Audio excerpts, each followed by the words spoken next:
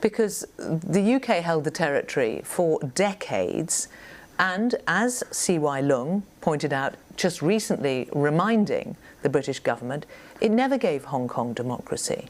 All the way, as he said, all the way until the last day of British rule in Hong Kong, the British government never gave the territory democracy.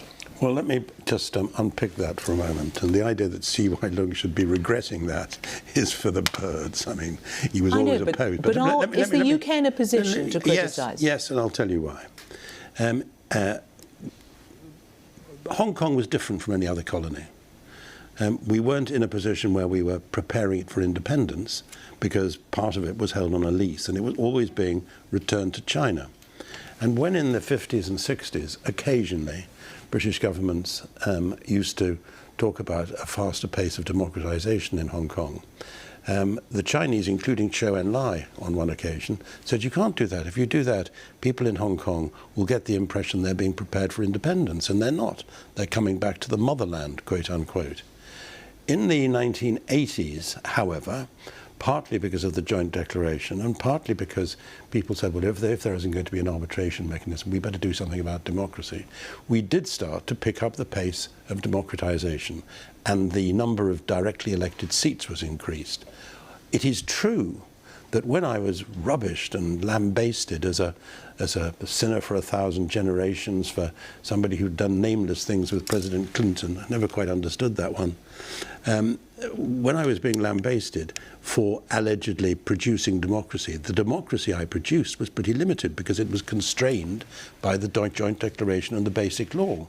What I tried to do was to make the existing elections as fair and reasonable as possible, and I got rid of the junked, I junked many of the arrangements for the functional constituencies, which were sort of rotten pocket boroughs, and increased by about 2 million the number of people who could vote in them.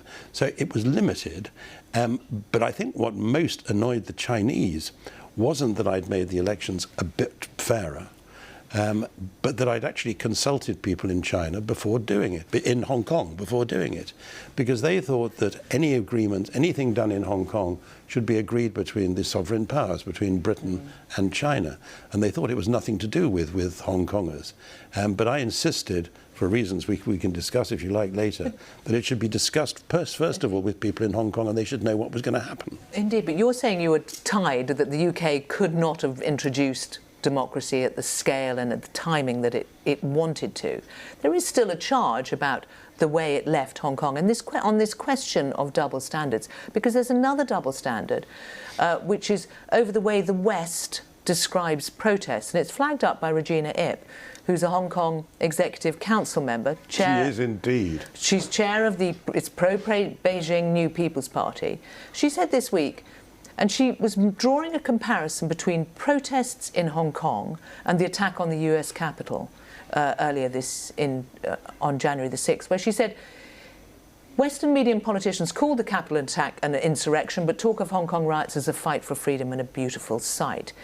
Now, she sees the national security law as restoring order, peace and security. It is a different perspective. Well, it is true that whenever we do something like the appalling events on the January the 6th in Washington, the Chinese will take out as an example of double standards in Western democracies, and they're not entirely wrong to say that.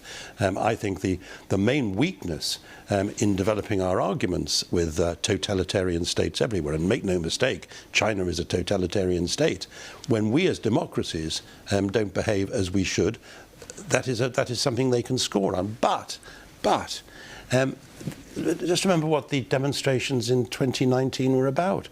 They were against an extradition treaty which would have enabled Hong Kong to send anybody it didn't like up to China to be tried. And when people objected to that, people like Regina Ip said, well, it will mean that from now on China doesn't have to abduct people from Hong Kong. 2 million people were on the streets. 2 million people, and they weren't dealt with by discussion.